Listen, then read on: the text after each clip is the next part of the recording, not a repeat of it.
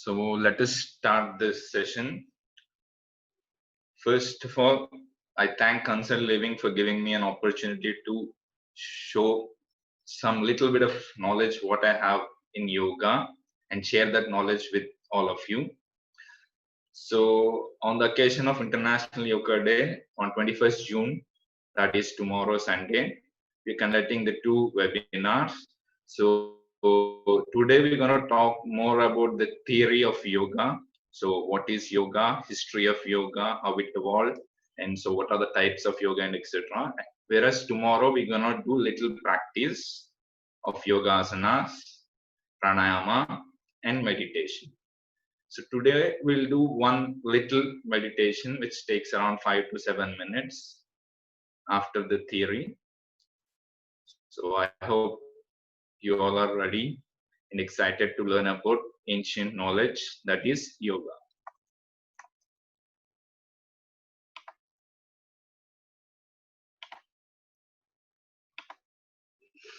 So before starting the session, I'll just chant Omkaram thrice. So you can also chant Omkaram along with me.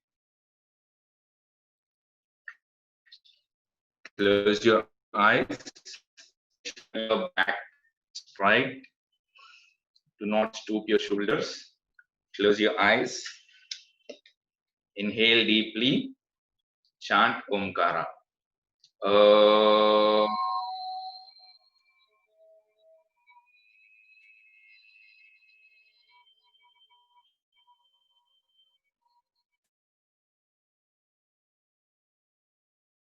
Again, inhale.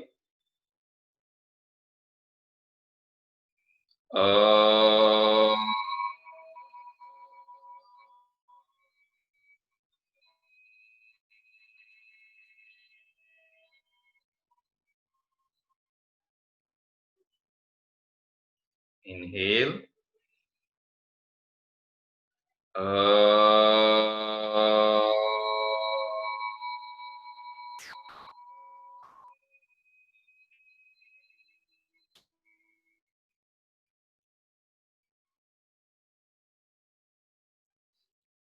Slowly rub your palms.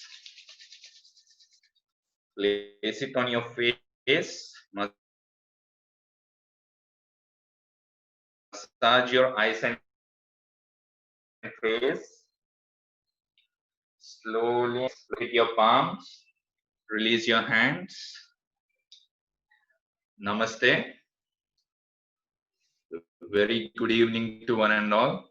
Thank you for joining the session. So we're going to see the contents for today's presentation. First, we're going to talk about briefly history of yoga, followed by definition of yoga according to the various scriptures, and then what are the types of yoga we have, and then about is yoga considered as an exercise. So we'll discuss what is yoga and how people are perceiving it. Next, we're gonna see importance of yoga in modern life, followed by yoga as a way of life, how to adopt yoga as a way of life. Next, there are many misconceptions about yoga. So we're gonna clear some of those misconceptions in this session. And next, what is the goal of yoga? We're going to talk about the goal of yoga. Is doing perfection in asanas is the goal of yoga, or is holding the breath is the goal of yoga? So what is the goal of yoga? So we'll discuss briefly about goal of yoga. And the last one is pretty important because current situations, the COVID-19 is creating a lot of havoc in this globe. So how to tackle COVID-19 using the yoga way. So that is what I want to talk about it. That is last but one. And last, there's a small gratitude meditation. By doing this, we'll end the session. And if there are any questions, you can ask, post them. I'll be trying to be more interactive so that you can gain from this webinar. Okay, so let us start. So history of yoga. So coming to the history of yoga, it is approximately around 5,000 years old. I think it is more than 5,000 years old, but the historical evidence states that it is 5,000 years old. That is how, because in the Indus Valley civilization, we can find some seals consisting of yoga postures, meditative postures, and also a seal of Pashupatinath, which is a temple located in Nepal. So these all seals convey that yoga asanas are practiced during Indus Valley civilization. So by this we can infer that yoga is as old as 5,000 years old. Maybe if we still dig past the history and if we find any evidence, it can be traced even further back. That is according to my opinion. Okay. And also yoga is also mentioned in Rig Veda. Rig Veda is the oldest living book. So we have 4 Vedas. Out of that, first one is the Rig Veda, Yajur, Sama, Atharva Veda. These are the 4 Vedas, which are the foundation stones of Hinduism. So yoga is also mentioned in Rig Veda. So this is the seal which you can find. The upper script is the Indus Valley script. We don't know what it is. It is undeciphered. Till now, no one is able to find out what is the meaning of the script. But you can see a person in a meditative posture sitting. So by these evidence, we can state that yoga is approximately 5,000 years old, dating back to Indus Valley civilization. So I want to ask you, do you know who is him? If anyone knows, just raise your finger. Okay.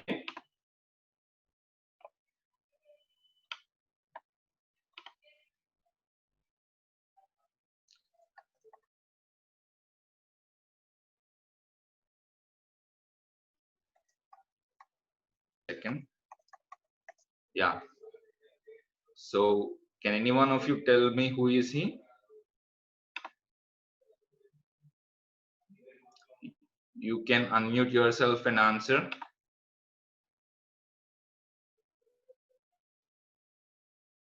Or you can raise your hand.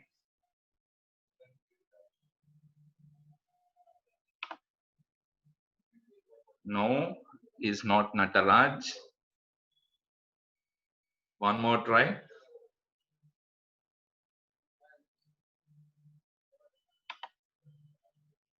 Okay, I'll reveal it. He is Patanjali Muni, says Patanjali, who is considered as the father of yoga. He composed Yoga Sutras, which is considered as the authentic text for yoga practitioners.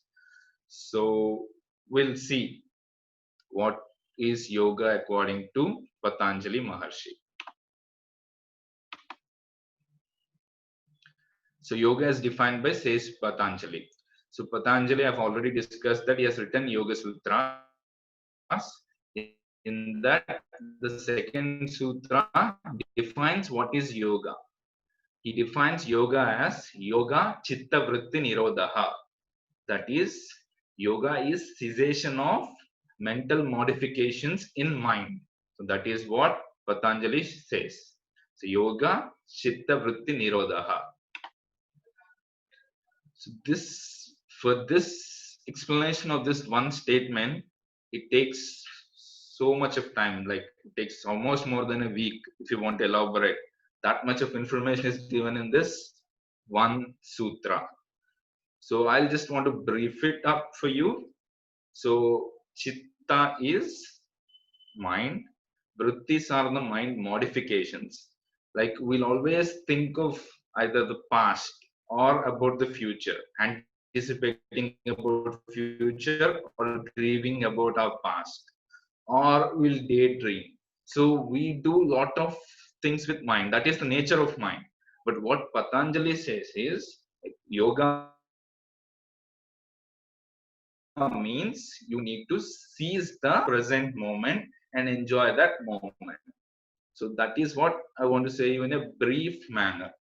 Okay, so For that, there is an explanation. So yoga is the inhibition of the modification of the mind. So already I told you, chitta is a mind, vrittis are the modification. So for that, I can also take another example of a lake. When you take a lake, if you see a lake and if you drop any stone on it, you can see the ripples. So when you are seeing the ripples, you can't see the bottom of the lake properly. Or if the lake is dirty with mud, you can't see the bottom of the lake properly. So hence, the lake should be clear and there should be no ripples in it in order to see the bottom of the lake clearly. So the ripples are the future thoughts, whereas the mud is the past thoughts. So if you think about past or if you anticipate about future, you miss the present being. So that is not that your true state. So if you want to be a true state, you should be present in your present moment. So that is what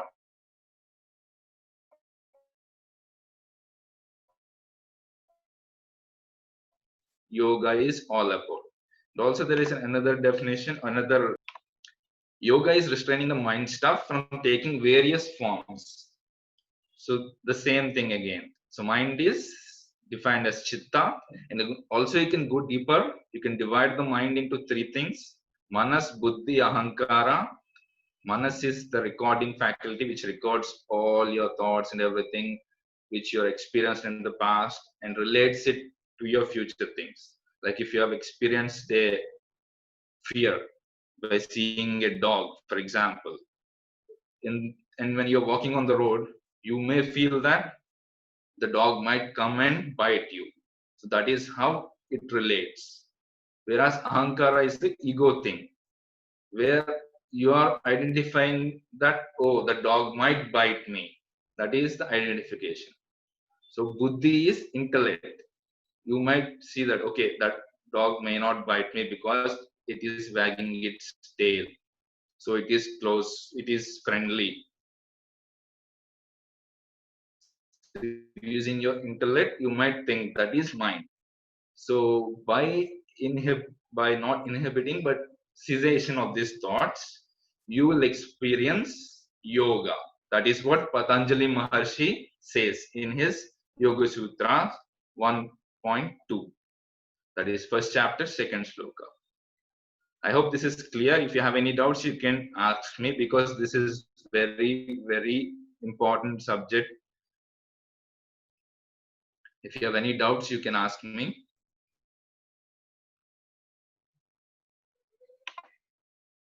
So am I clear for everyone?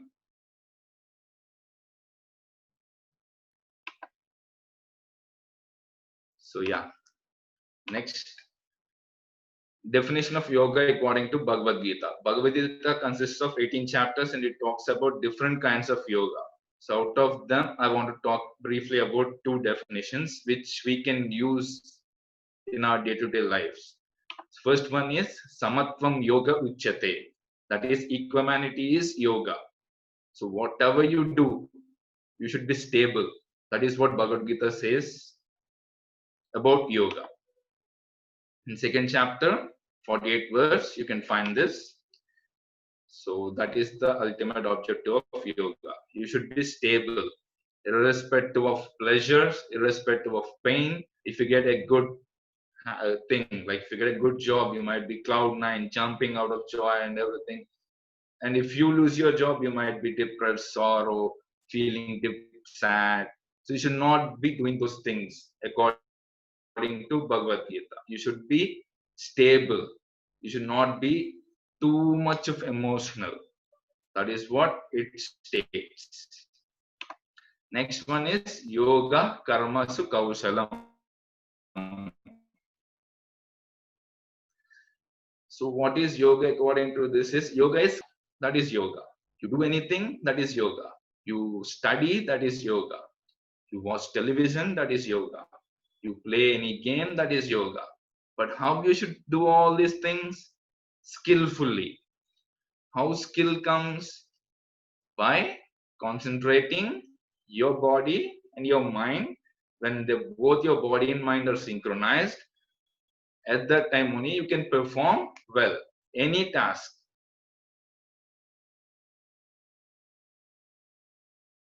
Take for example any task. If I want to deliver this lecture, if I'm thinking about something else, I can't deliver it properly. My body and mind, everything should be concentrated so that I can deliver this lecture efficiently. So that is what yoga is. So one more thing I want to tell is yoga, how it is got its name as yoga. Yoga is derived from root word, Sanskrit word yuj, that is union or to join. So what to join? So what to join is the question. So first step is to join our mind and body. Second one is our body and breath. Next one is our consciousness to the higher consciousness. Fourth one is our Atman to the Paramatman. So these are the different various stages where you need to ascend. Just like climbing steps, you need to first integrate your mind and body. Next, mind and breath, so that you can control the mind modification. Next, you should feel that you are this Atman, you are the same, the oneness. There is no difference among ourselves. The recent news where we can see that has happened in USA, George Floyd, because of his color, they started discriminating, and those kind of things doesn't happen if you think everyone are same. You, me, everyone are same. Nature, everything is same. Then the unfortunate incident that has happened in Kerala, where the person feeds a pineapple to a pregnant elephant, those kind of things would not happen because you feel that everyone are same. They will feel the pain. I will feel the pain. So they will also feel the pain. We all share the same nature, same earth. So we all are one. And that oneness helps us to still ascend. So that is what yoga, how it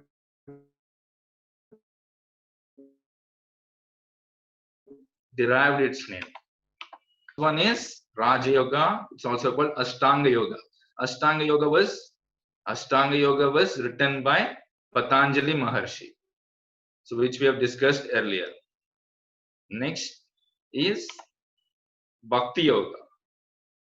Bhakti Yoga is yoga of devotion.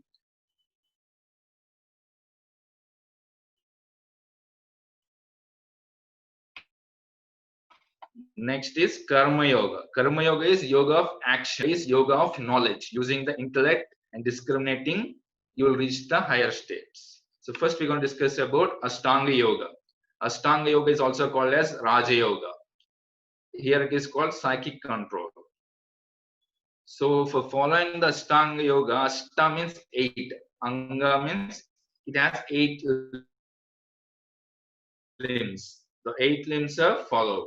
First one is Yama, second one is Niyama, third one is Asana, Pranayama, Pratyahara, Dharana, Dhyana, Samadhi. So these are the 8 steps in Ashtanga Yoga. So first 2 steps are the moral things, the do nots and do's. Yama is which you should be ethical in your behavior. The yamas are 5: ahimsa, atseya,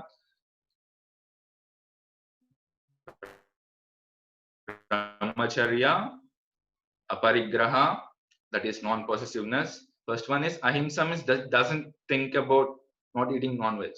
It is about not only thinking of hurting anyone in thought, either thought or deed or an action. So you should not hurt anyone. That is what ahimsa is. Asteya is non-stealing. You should not steal which is not yours. Aparigraha is which is not yours, you should not possess. That is non-possessiveness. So these are all Saucha, Santosha, Tapa, Swadhyaya, Ishvara Pranidhana. So in this, Saucha is pretty important because Saucha is cleanliness. We should be clean. We should wash our hands properly because of the virus. So only external cleanliness is necessary or internal cleanliness is also necessary? Yes. both are necessary. If you want to be going to deeper into Raja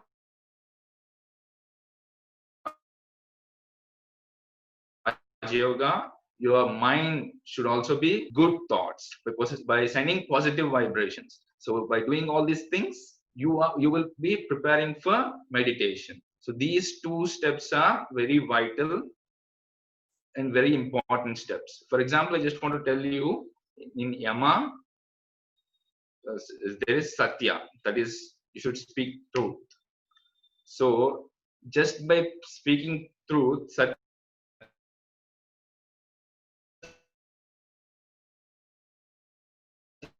Harishchandra has attained liberation, a high, satisfied life without any tensions and worries. The third step is asana.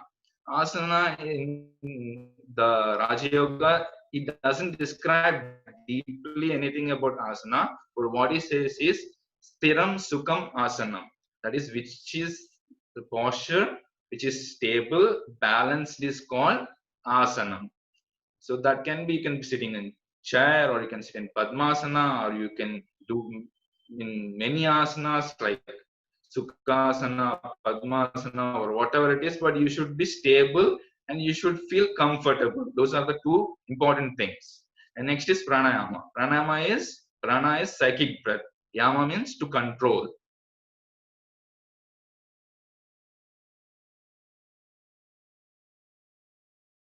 Controlling of your breath is called pranayama. Next is pratyahara. This pratyahara is withdrawing of your senses from the external objects. That is, you're going inward from now onwards. So these are all Bahiranga Yoga till pratyahara. Dharana, Dhyana, Samadhi are Antaranga Yoga. Dharana means concentrating on a single pointedness. So for this, I want to give you a small example from Mahabharata. If you take Mahabharata, Dronacharya wants to check the skills of his students. So he places a wooden bird near a tree, tallest tree, and he asks his disciples to shoot at them, to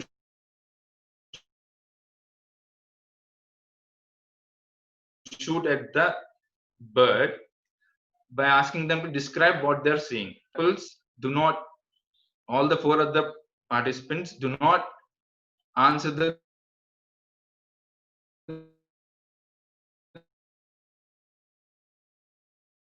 question properly. That is, they say that only Arjuna says that he can see the bird and he can see the eye of the bird properly.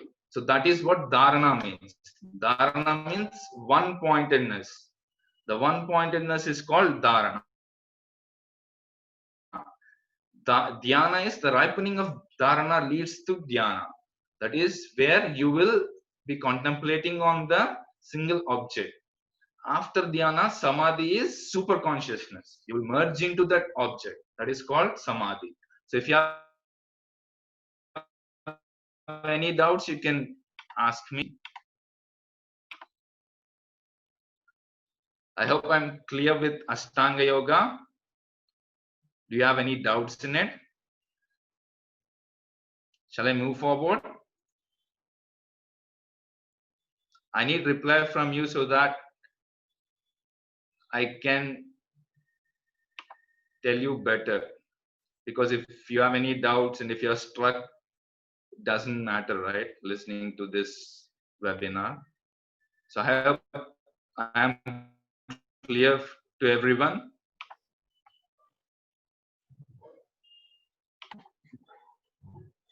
Yes, Akhil, yes. Yeah, thank you. Next is, as I already told you about Bahiranga Yoga. So Bahiranga Yoga is Yama, Niyama, Asana, Pranayama, Pratyahara. So I've described you about these things. Yama, self-restraints through behavior. Niyamas are the particular things you should observe through discipline. That is, you should, Saucha means cleanliness. You should be clean, cleaning yourself externally and internally also. Asana means physical posture, where you should sit comfortably and stably. That is important. Pranayama is breath regulation through prana. Pratyahara is withdrawal of sense objects. Okay. Next, Antaranga Yoga is of directly you're controlling your mind, because when you are away from all these things, when Pratyahara takes place, you're moving inwards. You're not paying any attention to the outward thing. If there is any nice biryani smell comes, you don't put attention to that. So you go inside. That is, the control of mind comes from these three limbs. That is Dharana, Dhyana, Samadhi. So these three limbs are very, very critical for our day-to-day life, and also for to attain higher goals in yoga. So next is we go for Bhakti Yoga. Bhakti Yoga is also known as Yoga of Devotion. So here you're gonna merge yourself into the devotion of Lord, whichever Lord you want to take. If you are a Hindu, you can choose Vishnu, Shiva, Durga, Kali, or if you are a Christian, you can think of Jesus, Mary. If you're Muslim, you can think about Allah. So there is no barrier about religion or anything. Whoever is your chosen deity, you can express yourself in this marga of Bhakti Yoga. And out of all this yoga, Bhakti Yoga is the easiest to do in this Kali Yuga. So Bhakti Yoga consists of concentrating one's mind, emotion and senses on the divine. So what if you are an atheist? So if you are an atheist, then you can, by helping the environment, by protecting the environment, and also making sure that whatever actions we do, I should not say it doesn't, but it minimizes the effect on the environment or in our surroundings, so that we can give a better future for next generation. So that you can see, or you can see the humanity, and where you can the share bondness among us. Even that is also you can perform the bhakti. So the best thing is to put your focus and concentration on nature. For that upliftment of nature, you can put your energies on it. I hope your doubt is clear. Yeah, thank you. We'll move forward. Next is, by using the Bhakti Yoga, our individuality or ego disappears. When you do the kirtans, if you just observe the Hare Krishna movement, they just jump in joy. They sing the kirtan, they dance, they sing.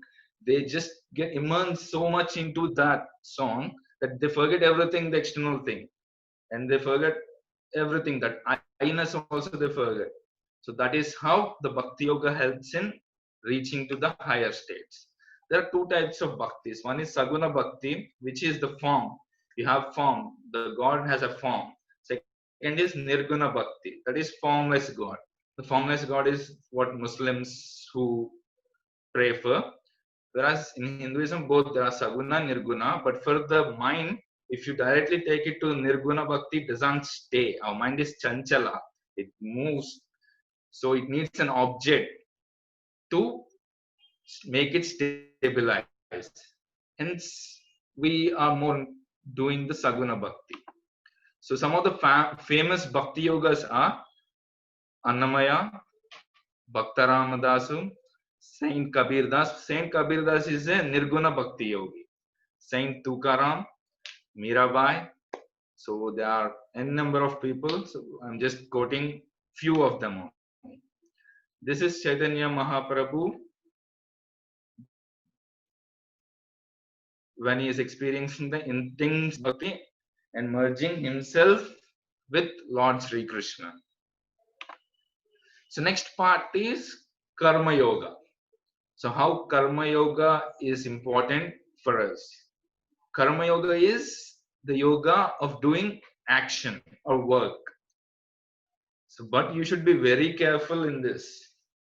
Why? Because You should not feel that you are doing the action. You should do the action, but you should give the results to the higher power. Because we think that everything we do, then our ego rises. For ego rises, we identify everything about that I am doing this. Yes, I am great.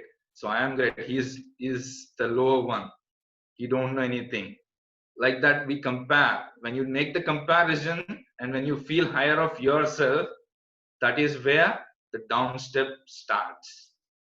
So understand that karma yoga is yoga of action or work. You should perform your duty. That is, if you are working or if you are preparing for an exam, you should prepare hard. You should work hard and go for exam.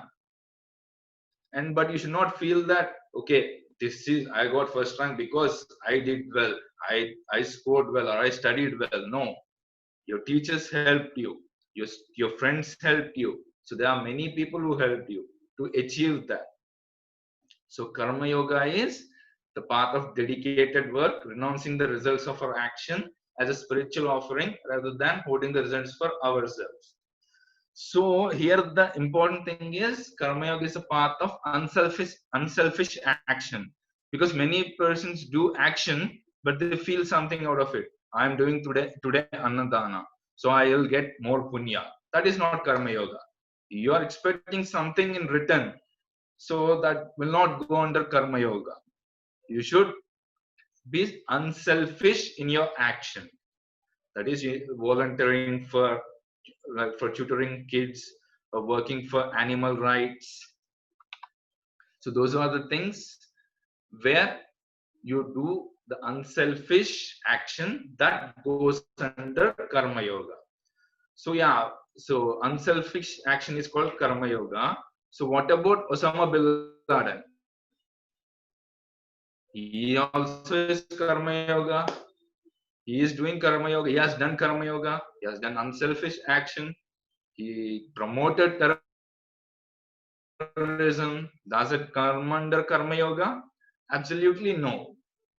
So the because if you do adharma, it doesn't come under karma yoga or any yoga, because you're creating a lot of suffering to the other people. So indeed you have papa for yourself instead of good karma. But whereas if a soldier fights in a battlefield, it is good karma because he's protecting his motherland and his people from the aggressors. So the karma yoga is pretty tricky topic. You should be very focused in listening to this. And if you have any doubts, you can ask me. So karma yoga depends on the context. If you are a soldier, oh, I will not kill anyone because it is adharma. No, for soldier, the dharma is to protect his motherland. So for that, he can kill enemy during war or a terrorist during when he comes and destroys. So those are the things where you should keep in your mind. The dharmic actions is one important thing. Other thing is unselfish action. So these are the important things in karma yoga. And in karma yoga, there is no need to perform any meditation or such things, because by offering your work to God, you transcend to the higher self. You know that what yourself are. Yoga is discovering the knowledge of your own self. So that is what karma yoga is. But it is not easy to do. Only few persons like APJ Abdul Kalam, Atal Bihari Vajpayee have been some of the karma yogis in the recent times. And we have seen that Abdul Kalam is such a terrific scientist. He dedicated all his life in the building of nation, that is ISRO, for the space technology. And later, he also worked as a president of India.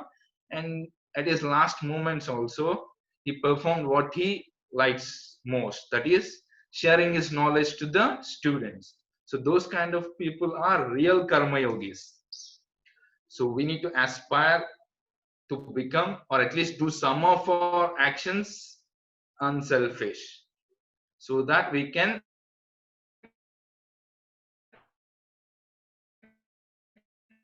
SN or clients regarding Karma Yoga, you can ask.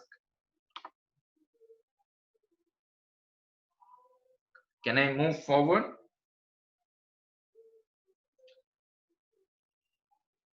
Is there any doubts? Do you have any doubts? I see 2 doubts. Yeah, you can ask.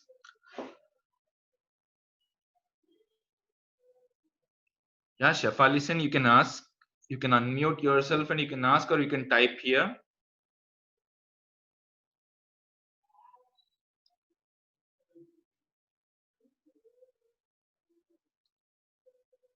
Am I audible to all of you? Because Mahima Agrawal has written that my voice is not audible, so I just want to check with you. Yeah, thank you. So I'll continue. So next is Jnana Yoga. What is Jnana Yoga? Jnana Yoga is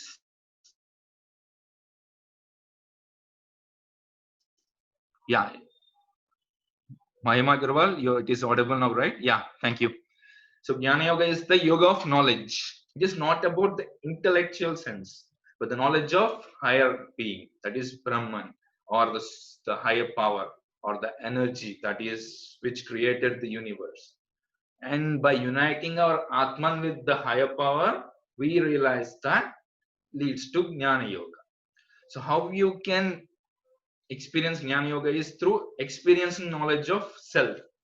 That is by thinking, who am I? What am I? Like asking yourself, am I the body? Am I the mind? Am I the intellect? No, no, no. Because when I'm a child, I'm very small. I'm growing. After a certain stage, I'll go into old age. And again, I leave the body. So I'm not the body. So I'm not the mind. I'm not the intellect. So that is what the process in which Jnana Yogis have gone.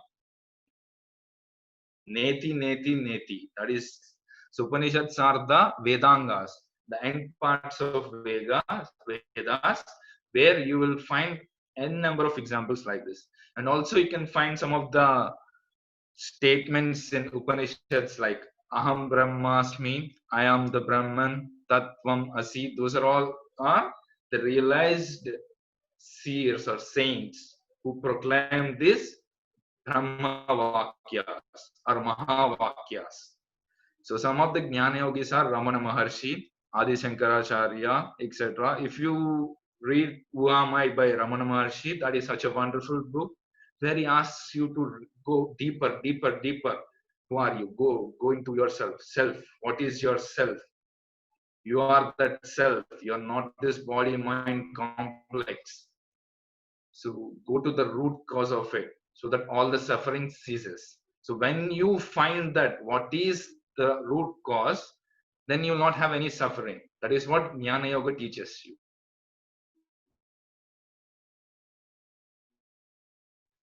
It is one of the, because we always identify ourselves with mind, body, intellect, and separating it and going beyond it, saying that I am not the body, I am not the mind, is very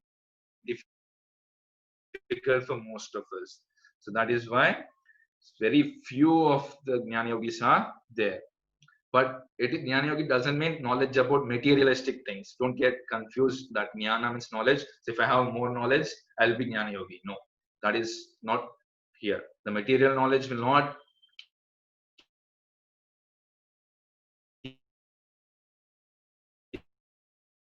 give you the eternal happiness. Okay. So if you have any doubts regarding this Jnana Yoga, you can ask me either in chat or you can unmute yourself and ask. If not, I'll go ahead. So for you, I'll just give you one of the example for experiential knowledge of self. That is the real life example. We all know that smoking cigarette is harmful for our health. Yes or no? Smoking cigarette is harmful for our health. But yet, many people do that. Why? Because they don't have the experiential knowledge. They know the fact, but they don't experience it for themselves. For the experiencing of knowledge, there are 3 steps: Shravana, Manana, Nididhyanasana. Shravana means listening. That is listening that smoking cigarette is wrong, or it harms your health, it harms your lungs. Second one is Manana. That is reflecting. Okay, I should not do this.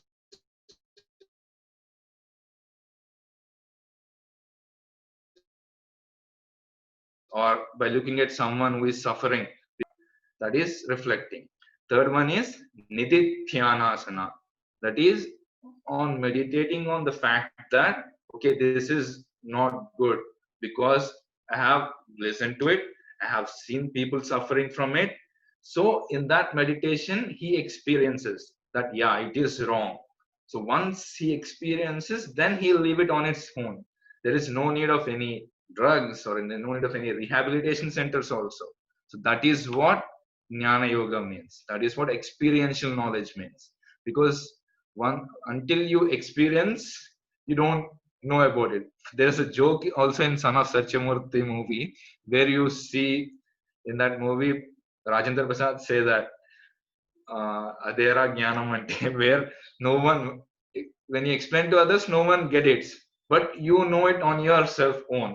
That is what he says in that movie. So that is, I want to just give you a just example of what is Jnana Yoga.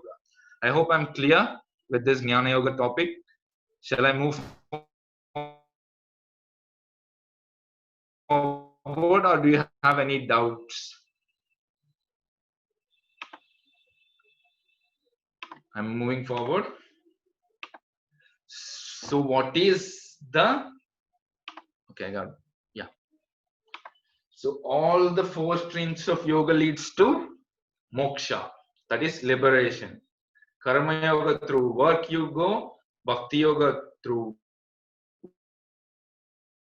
worship, bliss and divinity. Raja yoga is through your control of your mind or psychic control.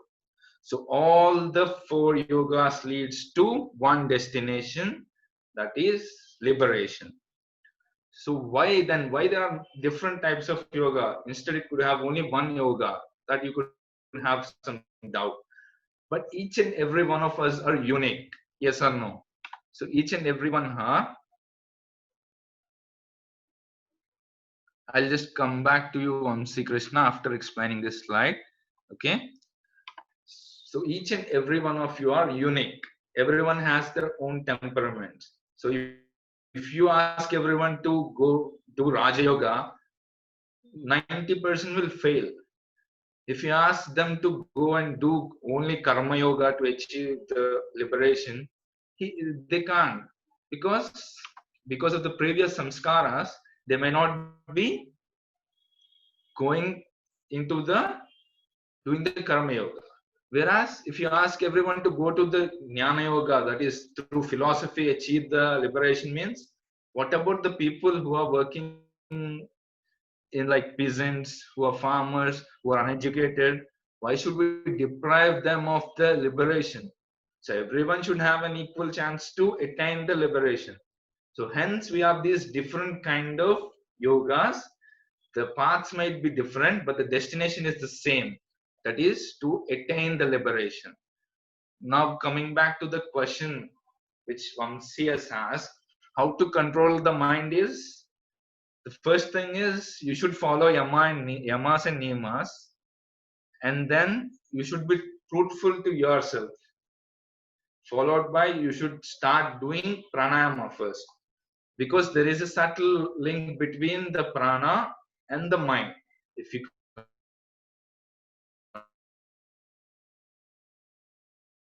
control the prana, you can also, or when you're going to interview, people ask you to count for 10 numbers, where you're distracting your mind and thoughts, anxiety into the numbers or into the breath. So the first step I would advise is to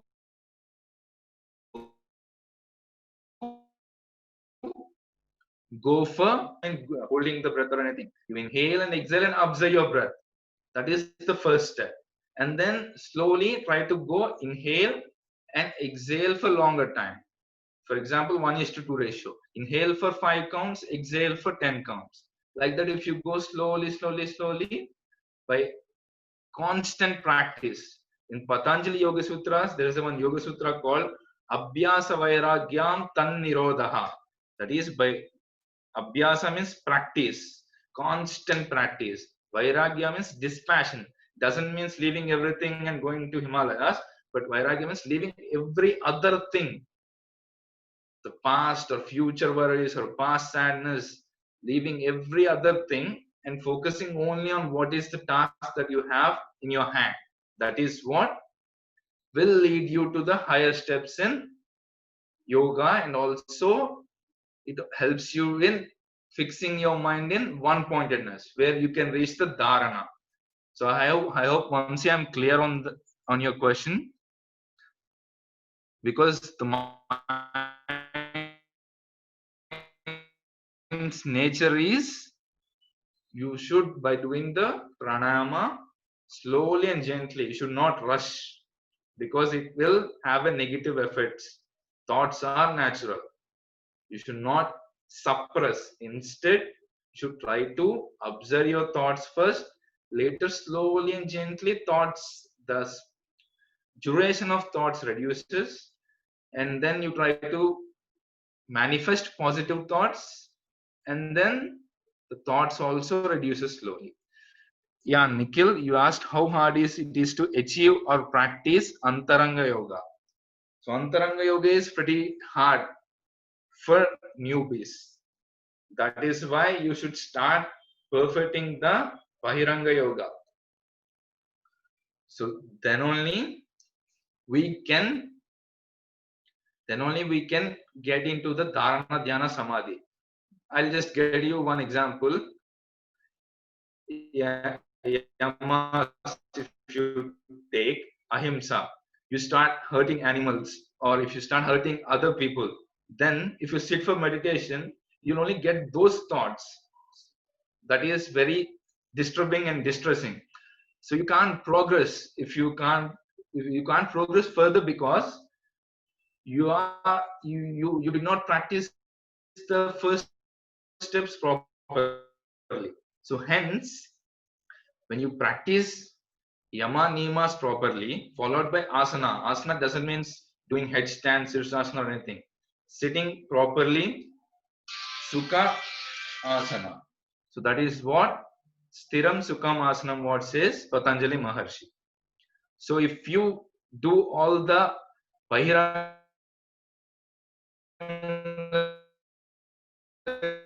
yoga properly, Taranga yoga would be easy for you to achieve. Okay, I hope your question is clear, Nikhil. Mahima Agrawal, when I go forward, I'll discuss you about the difference between yoga and exercise. And coming to Aruna, any tip to reduce the thoughts? Again, the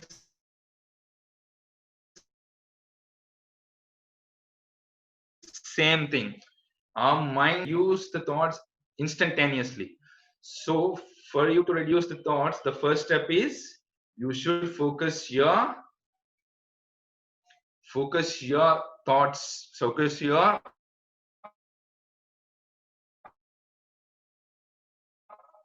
mind on what happens is, slowly and gently thoughts gets reduced. So by doing this, you'll get positive thoughts, and when you have positive thoughts, automatically negative thoughts negates, and by doing this you can try to come out of initial stage of depression. But if you are in deeper state of depression, then surely you should consult a medical practitioner, take his advice, and also do the yoga parallelly, so that it can have beneficial effect on yourself. So those who have little depression, they can try doing this process of pranayama and meditation. Okay, I hope I'm clear. Yeah, Nidhi, you can ask your question. You raised your hand. You can ask the question.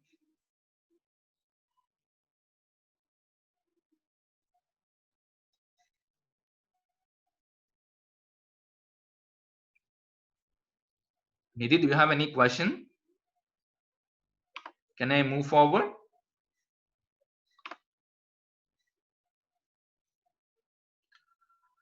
Depression can be reduced by doing meditation. I would not suggest that initially because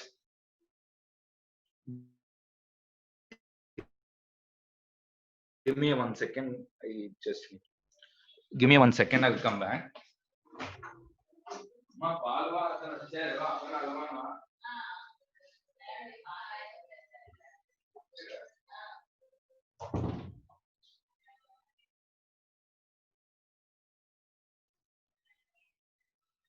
Hare Krishna వస్తున్నాను కిందకి వస్తున్నాను వస్తున్నాను yeah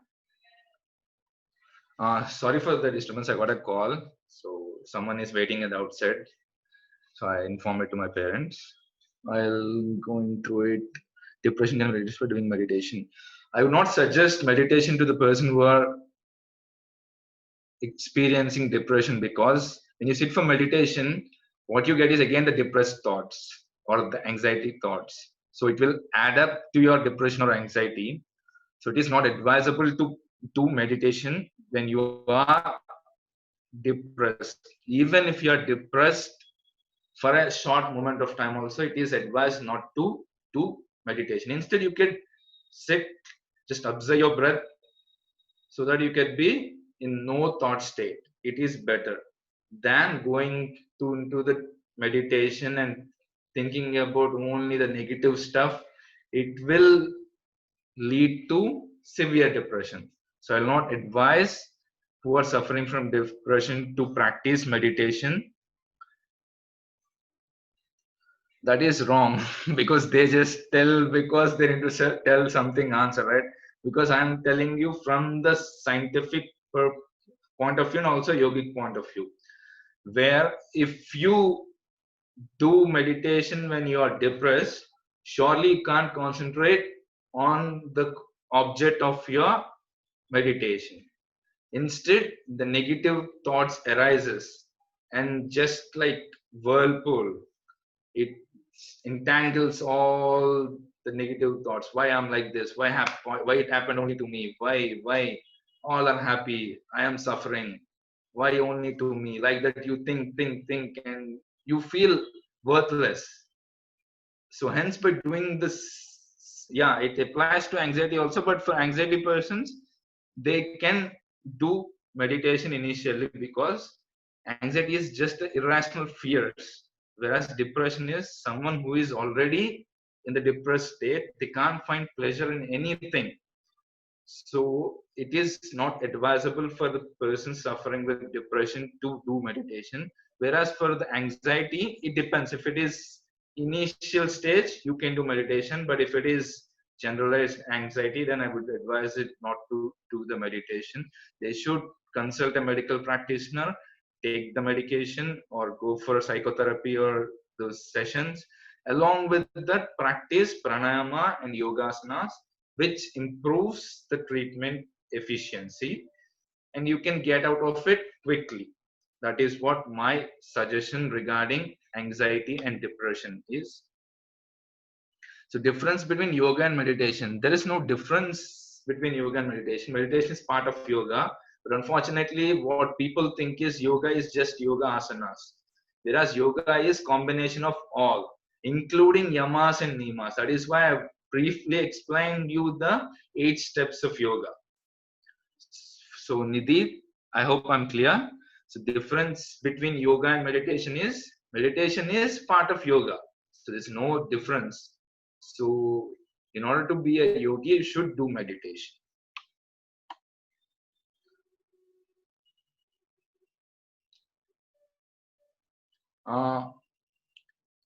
For the good sleep, any tips?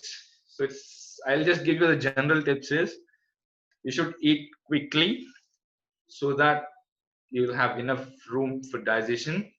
And next, you should not use any electronic gadgets half an hour before you sleep.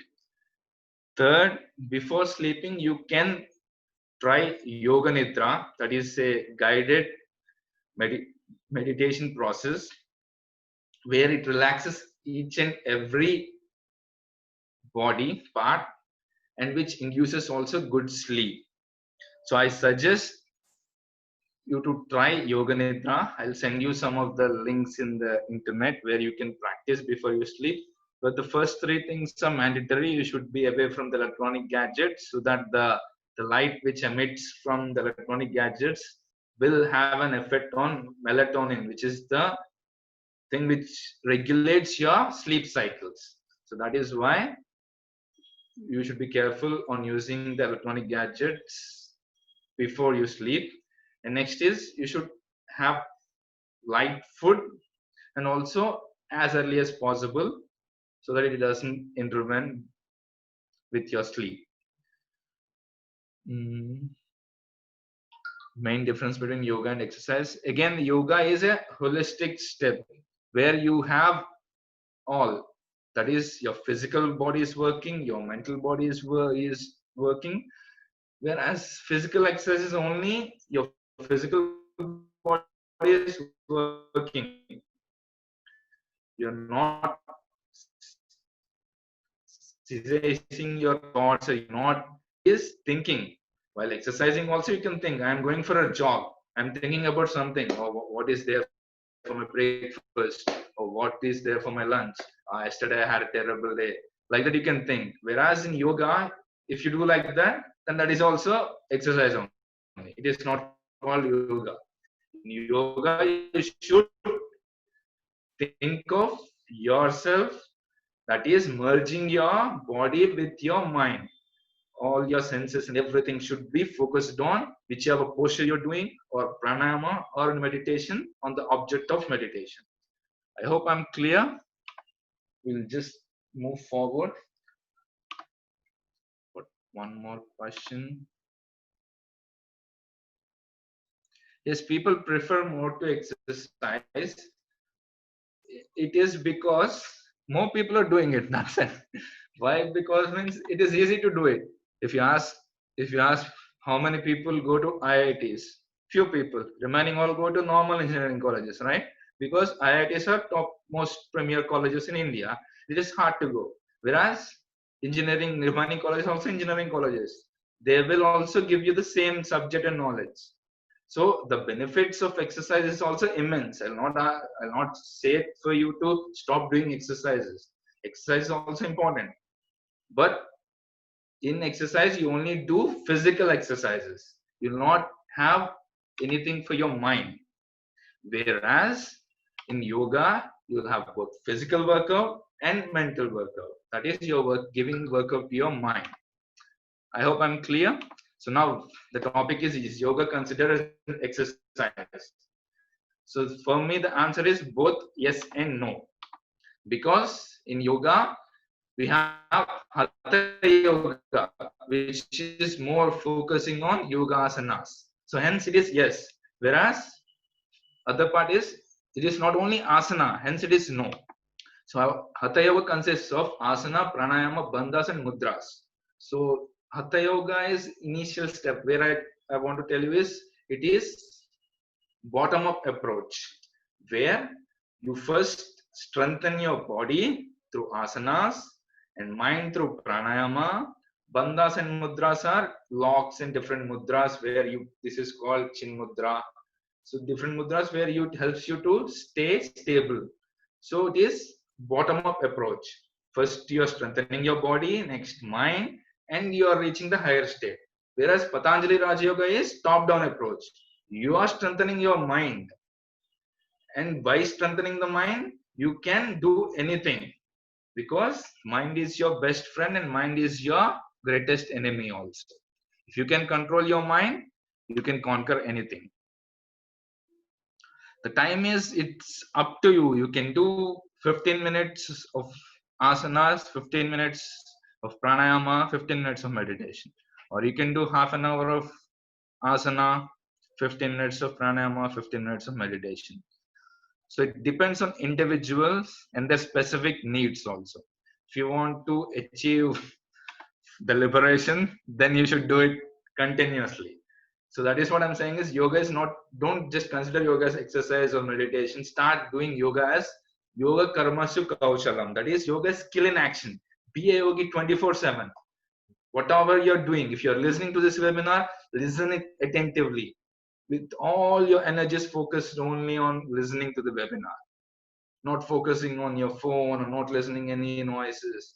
That is how you can develop yourself as a yogi. And for general yoga practice, it's advisable to do for minimum of 45 minutes to 1.5 hours daily. I hope I'm clear.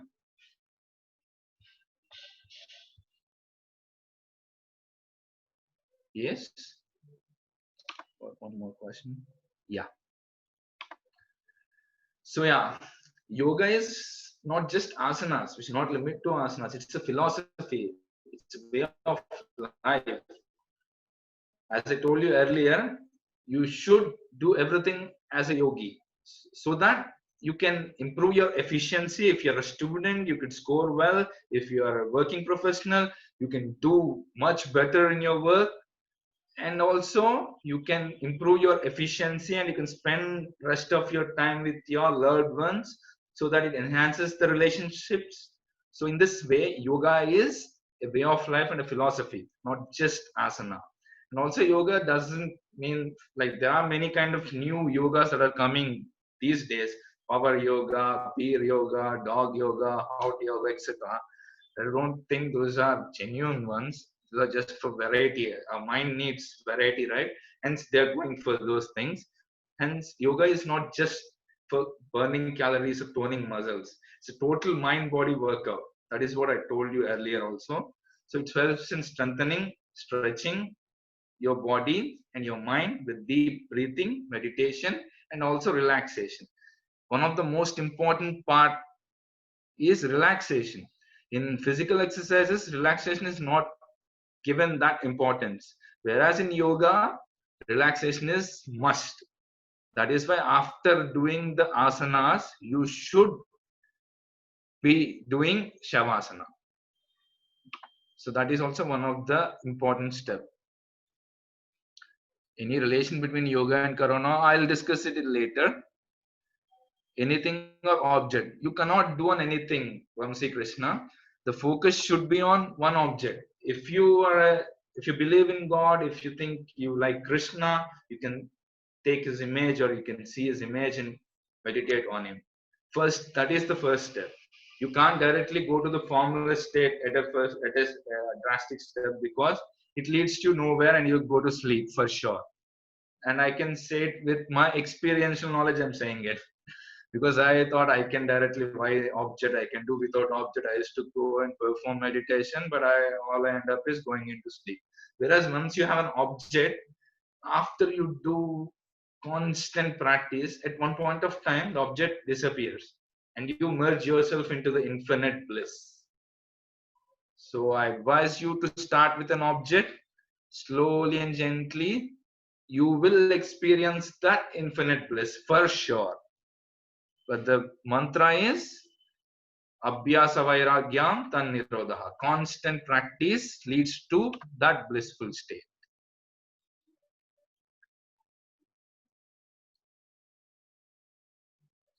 Yes, Vamsi, if we start loving him immensely with a devotion upon anything like work or any habit, yes, it is yoga, but you should not consider that you are doing it because of me, it is happening. Then egoism rises and it will not consider as yoga. But if you start loving kids, if you start loving animals, then that is also considered as yoga. Any work, habit, anything, that is also yoga. But the thing is, your all sense objects, mind, everything should be catered to that only particular work or habit which you're doing. Then only it is called as yoga. Okay, going to the next slide. So importance of yoga in modern day life. So this is what most people want. So first I'm going to talk with physical health. How yoga helps for physical body. Yoga helps in toning and strengthening of the physical body. So this we all know, by doing asanas, our body gets strength. Each and every part of our body gets toned, massaged. So these are the benefits of doing hatha yoga. And also some of the therapeutic benefits of yoga is yoga can also lower blood pressure. And Aruna garu, you asked right about insomnia or about sleeping difficulties. Yoga helps. And there is also one experimented conducted by Bihar School of Yoga, where I don't know exactly the place, but in foreign, like in Spain, I guess, where people are not sleeping in a jail and they're creating a lot of nuisance. So hence they asked the Swamiji to do anything so that they sleep at night peacefully and the jail authorities also can sleep peacefully. So at that time they have conducted one thing called Trataka. Trataka is a step where you start looking at an object in front of your eye, that is like a deepam or a candle light, and looking at it continuously for some time. That is called Trataka, but you should not do it on your own. You should do it under the guidance of a competent teacher. So that is why I didn't share with you earlier. But Trataka also helps in good sleep. It's good quality of sleep is important, not how many hours we are sleeping, but quality of sleep is very, very important. Hence, yoga helps in inducing the quality of sleep. I hope I'm clear. Next, yoga regulates your adrenal glands. Adrenal glands are part of your endocrine system. So, adrenal glands specifically I've given you here is because they secrete stress hormone called cortisol. So, too much of stress is bad for anyone. So, in order to regulate the adrenal glands, yoga helps in regulating the glands so that the stress hormone is not too much released or too less released. That is the importance of yoga and physical health. And also, yoga helps in managing many digestive disorders like indigestion, acidity, etc. Also, yoga helps in keeping allergies and viruses at bay. For that, you need to do some of those kriyas. The Trataka also comes under one of the kriyas. If you have sinuses and all, you need to do some of the kriyas under competent teacher, guidance competent teacher. So hence I am not going into the kriyas. So yoga also helps in keeping your spine healthy, thus protecting yourself against back pain. Because most of us sit longer duration either for our work, hence we lead sedentary lifestyle. So our spine takes a toll. So by doing yoga asanas, particularly of this asanas like Bhujanga asanas, those things, Parvatasana, etc., those helps in strengthening your spine. Okay. So now I hope I'm clear. If you have doubts, you can ask me. Anyone have doubts?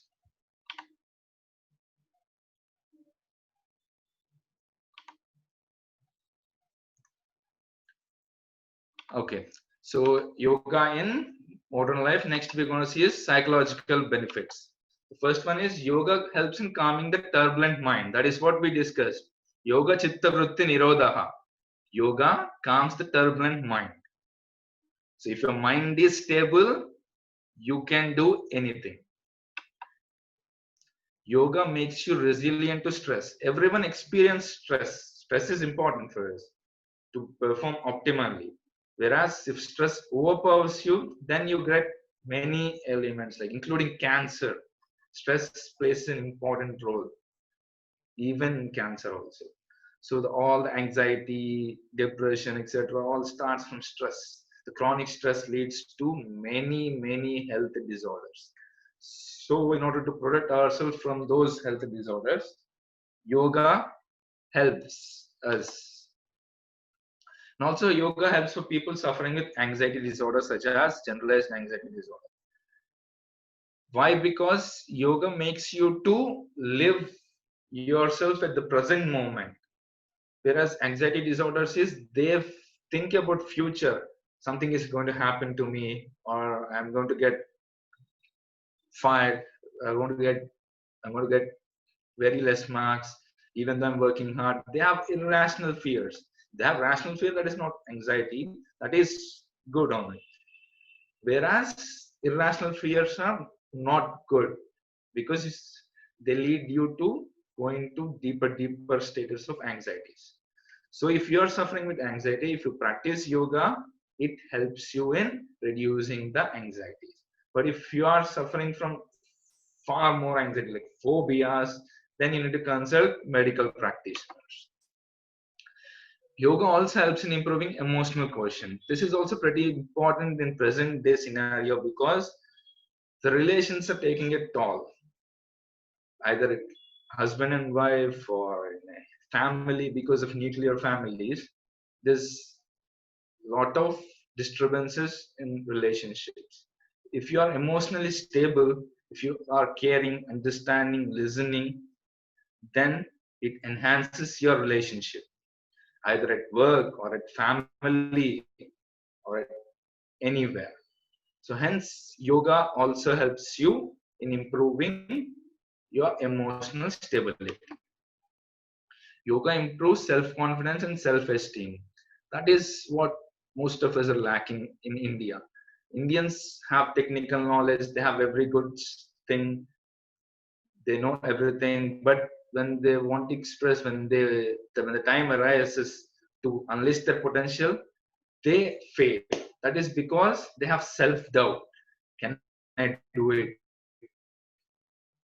Can I express myself? Or what people, by negative thinking, they are losing they are unable to perform their higher strengths. So hence yoga helps in improving the self-confidence and self-esteem. So I hope I'm clear. Do you have any doubts?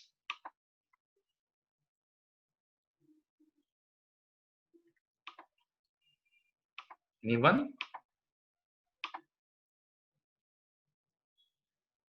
Yeah.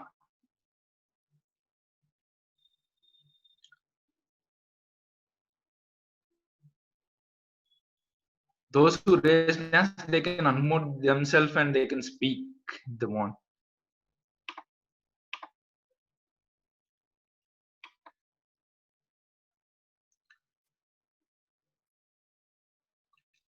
So yeah, now we are running out of time, so I hope I'll conclude the session here with a small meditation. If you give me 5 minutes with a small meditation, I'll end this session, and tomorrow we can continue from where I left. Okay?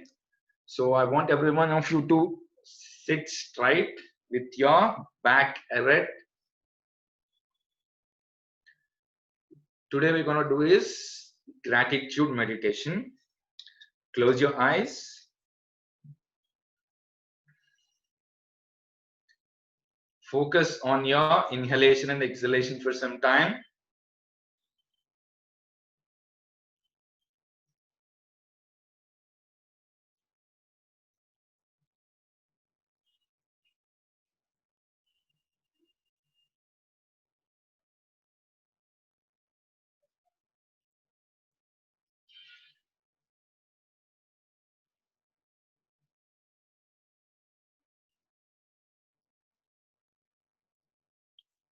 Observe your breath. If any thoughts come, do not pay attention to them. Only pay attention to the breath. Inhale deeply and exhale deeply.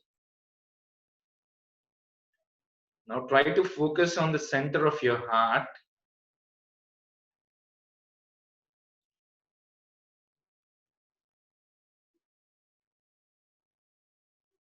Now we're going to perform gratitude meditation by paying our gratitude to the Corona frontline warriors.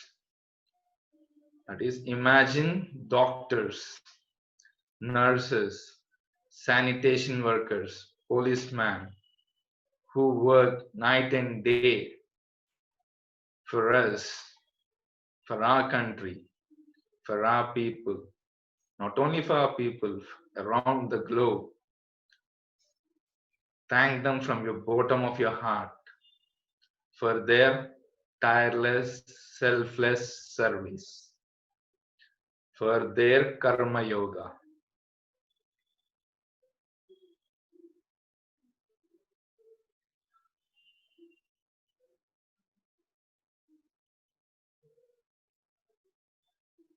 Also, pay your homages to the soldiers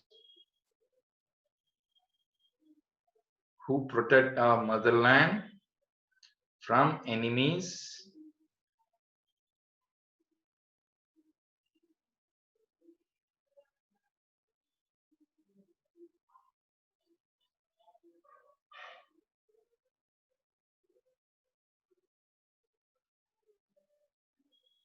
Thank your parents for giving all the comforts you required and raising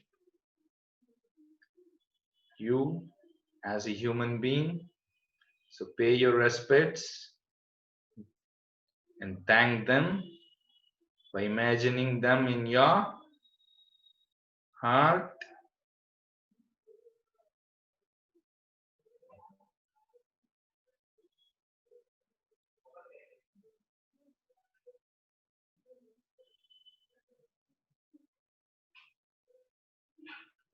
Now inhale deeply, chant Omkara.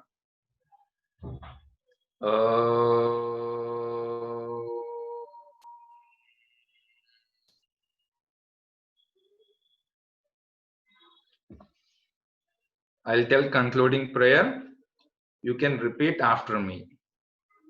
Om Sarve Bhavantu Sukhinaha.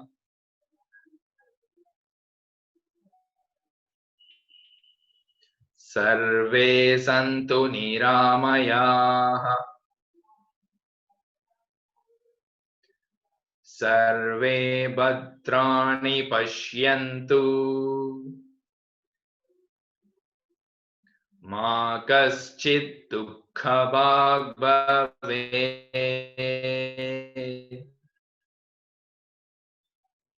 Om Shanti Shanti Shanti. Rub your both hands.